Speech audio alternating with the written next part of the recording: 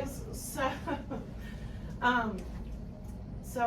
Going off of your character sheets yesterday, we are talking about characters in the story.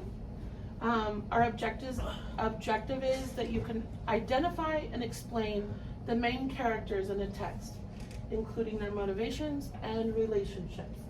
So we're going to go ahead and do our do now. And we, going off of your worksheets yesterday, pick a character that stood out to you. And you are going to talk about what you think this character is going to represent as the story continues. Okay?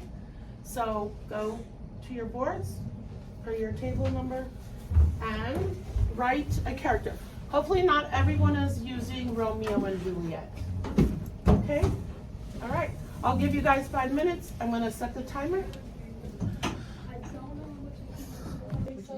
Okay, so our alarm went off, and so now we are going to talk about which character you chose. So, group 8, start out, please.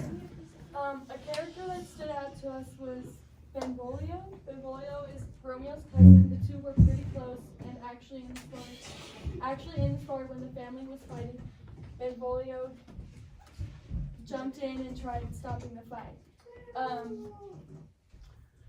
So, yes, good summary. Where do you think he's going to be in this story?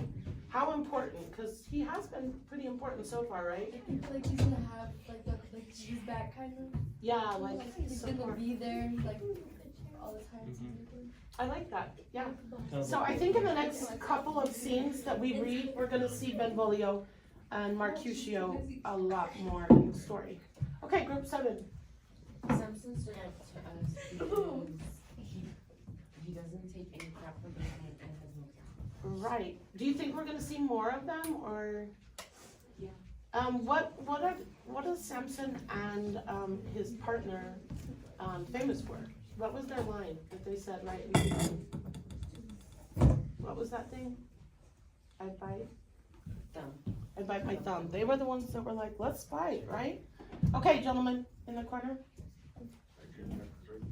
Who did you choose? Okay. He's very interesting to the story. He's fearless and really hates the Montague. He is Juliet's cousin, mother's side. The thing I think about him during the fight, the guy wanted peace, but then he just got mad at him. He just got mad at him. Do you think that goes on? Who did he really have the problem with? Do you remember? Tybalt? It was Benvolio, right? So I think you're going to see more drama around them as the story goes. Okay, 4. You weren't here. I know you didn't get to finish your sheets, but I'm glad that you actually participated here. So which one did you choose?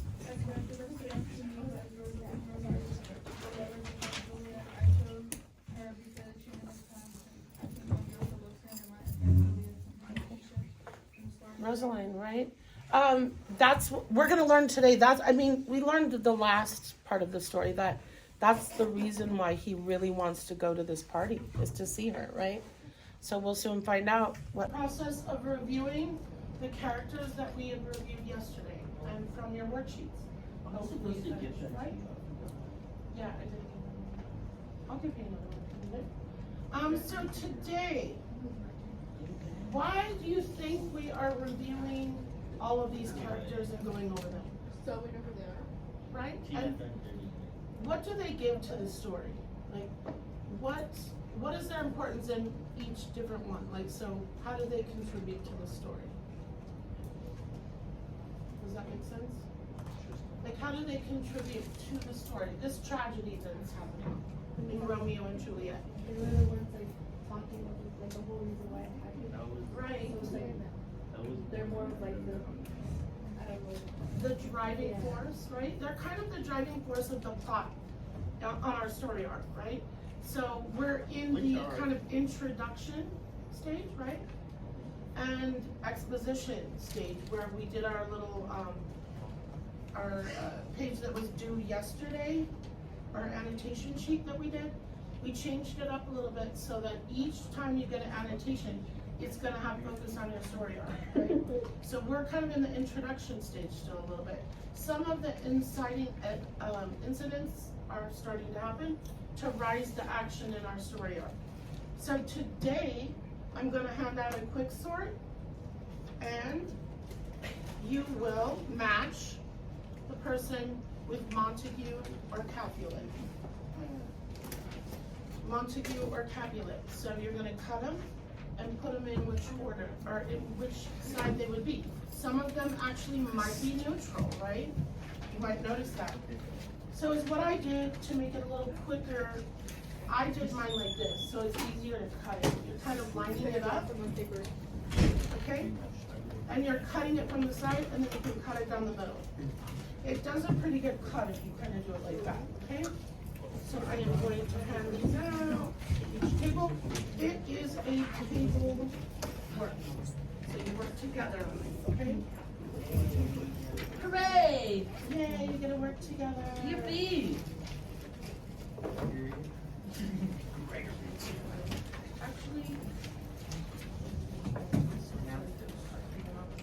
The choir.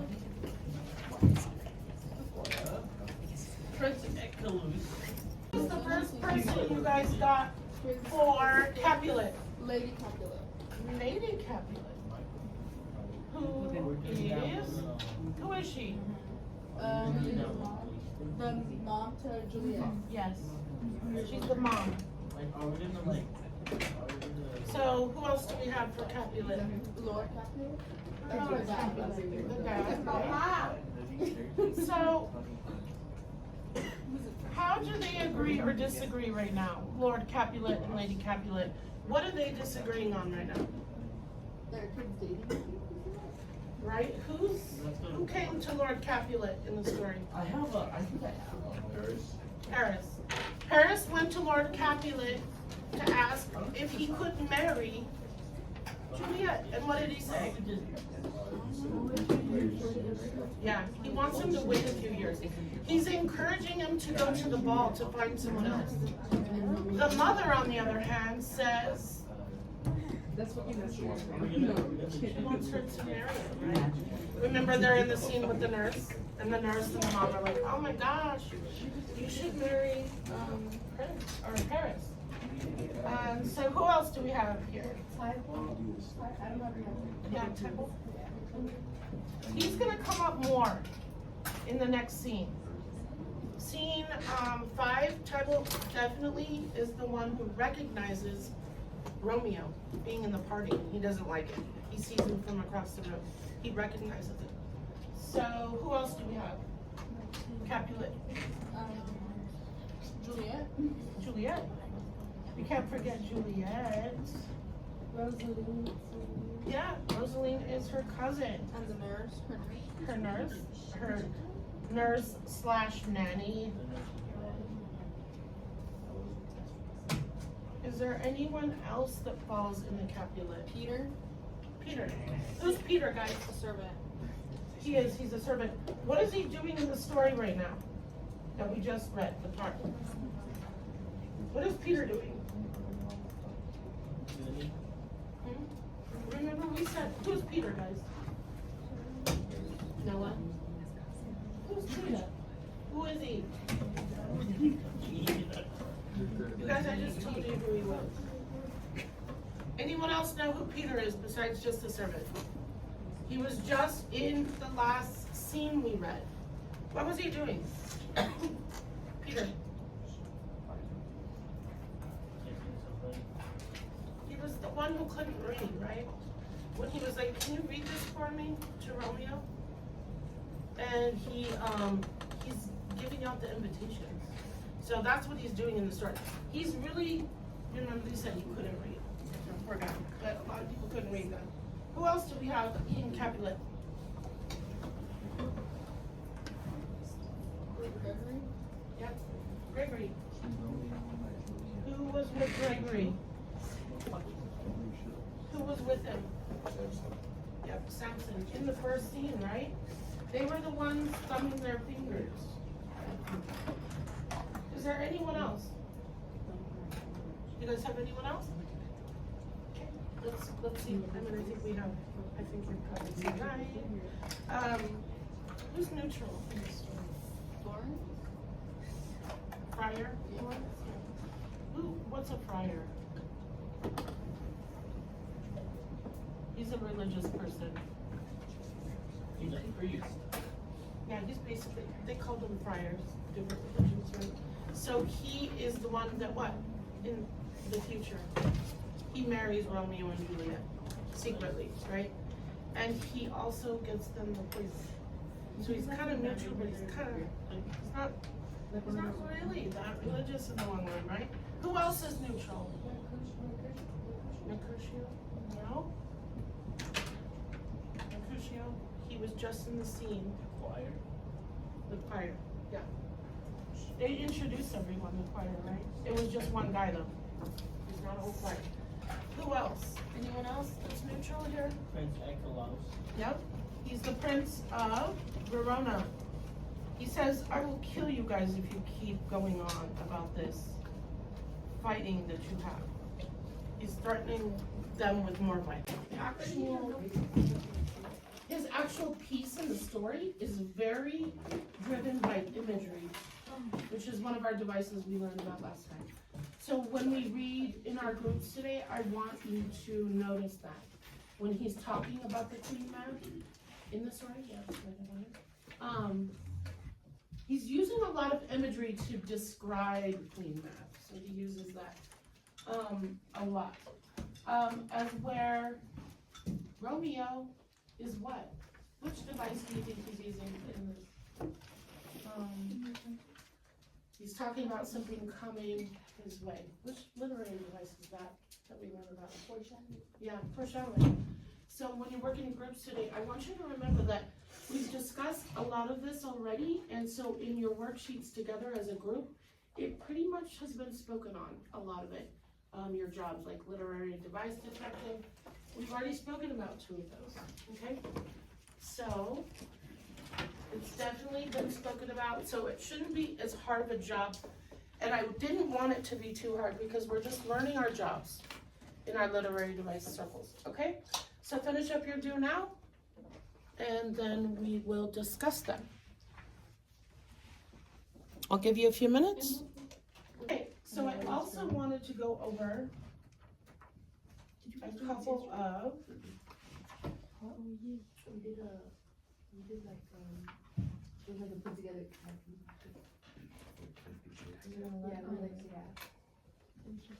I wanted us to be also aware of the actual quotes that Mercutio and Romeo talk about. So we will talk more about those. So the ones that I wanted you to look at are these ones. So Romeo's is on, I believe, page 50, did I say 7?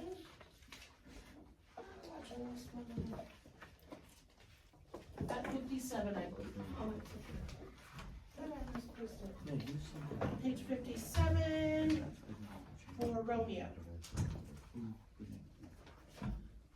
Romeo's foreboding about fate. So it's his very last quote, I believe. And it says, I fear too early for my mind misgives.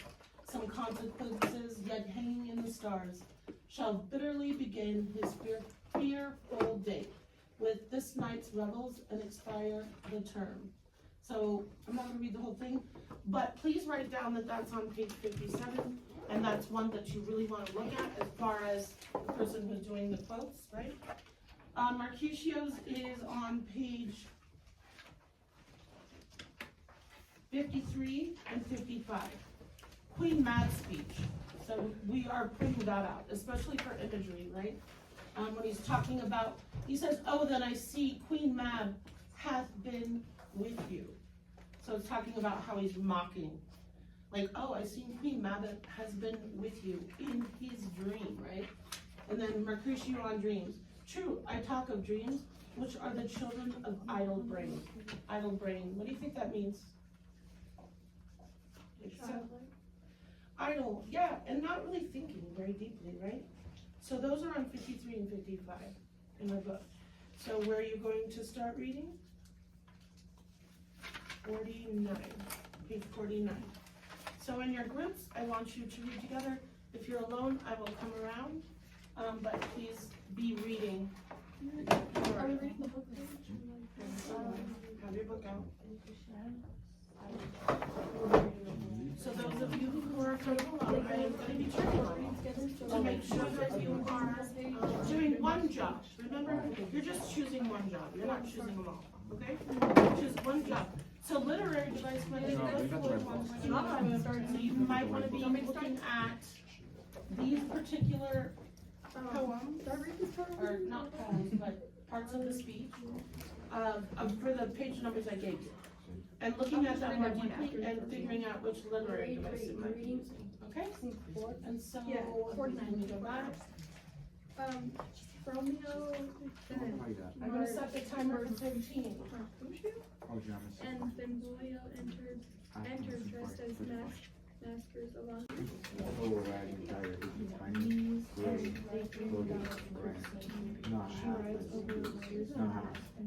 So big as they come out there once, flush off the finger of a lazy maid. You could do the literary device. No, Mercutio's using, what is happening is that some make a connection or anything on your papers or your jobs. How did you guys do over here? On doing your jobs, how does it feel to do jobs? Feels like very well. Yeah, so the whole idea behind the jobs, we were really doing literary circles the whole time. We just didn't have jobs. And I feel like it also provides more engagement and discussion. It helps everyone contribute. Yes, and have questions and talk about what you're reading. A lot of times in the text, it's meant to be spoken, it's dialogue, right? So I think even if you choose sometimes to pick characters and that you're, like maybe one time you guys are all three reading and someone's just more taking the notes, or the next time somebody else will read, the other two people will read, or something like that. So there was Benvolio, Romeo, and Mercutio in this one. So this group split it up and they read it per line, right? You can always do that, read it per line. If you have three, a lot of times there's three or just two people, right? So, okay, so good job on your literary devices and your illustrations that I saw some people. Who drew a picture? No one was an illustrator today? Michael did, he drew Queen Mab. So, I mean, that was pretty easy to do, or not easy to do, but a good choice. Okay, so we're gonna close up class with our exit ticket. So, listen closely, flip your do now over and write exit ticket. So, do you think Romeo is correct in believing his dreams? Wait, let me rephrase this, sorry. Do you think that Romeo is correct in believing dreams are prophetic? Or do you believe Mercutio, who believes in reality and believes dreams are kind of nonsense? Which side are you on? Give me a little reason why you think one way or the other. Okay?